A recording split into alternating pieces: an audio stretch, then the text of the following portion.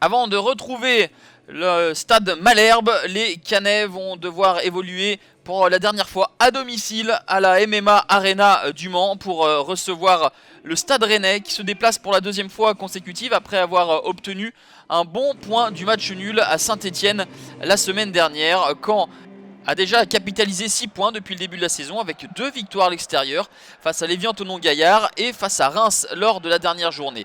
Philippe Montagnier, avec ses nombreuses recrues, commence à trouver une alchimie intéressante, mais sur coup de pied arrêté, les Bretons vont être en difficulté avec cette tête qui va être claquée par Benoît Costil. Enfin, le croit-on, car le gardien rennais est sauvé par sa barre transversale.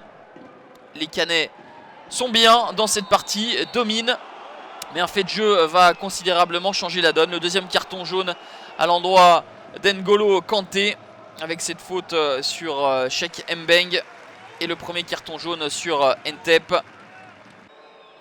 La demi-heure de jeu, malgré les contestations de Patrice Garande, le stade Malherbe va devoir évoluer à 10 contre 11 et Rennes va en profiter.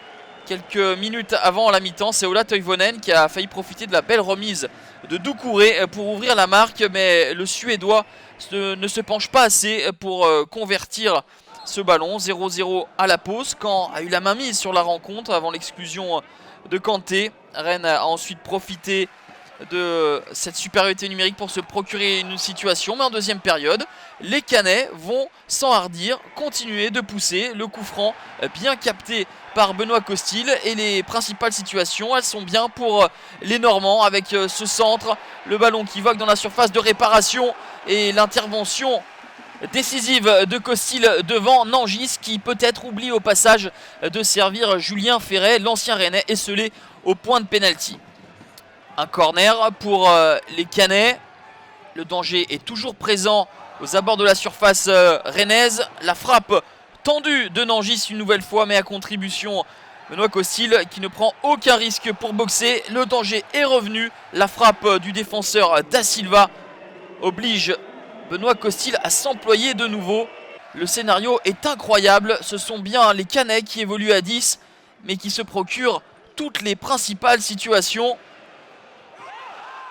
À la 84e minute, on s'attend à un penalty logique pour les Rennais avec cette faute sur le Brésilien Pedro Henrique. Monsieur Castro ne bronche pas. Mais 3 minutes plus tard, une situation litigieuse dans la surface de réparation cannaise va intervenir. Cette fois-ci, Monsieur Castro désigne le point de penalty sur cette faute d'Adeoti sur l'Autrichien Osner. Intervention mal négociée par Adeoti. Ola Toivonen face à Rémi Vercoutre. L'ancien gardien lyonnais est pris à contre-pied. 3 minutes de la fin. Rennes mène 1-0 sur son seul tir cadré du match. Et la troisième réalisation d'Ola Toivonen. Son 10e en 14 tirs cadrés depuis son arrivée en Bretagne. Ballottés et malmenés malgré leur supériorité numérique, les Rennais s'imposent sur la plus petite des marges. 1-0.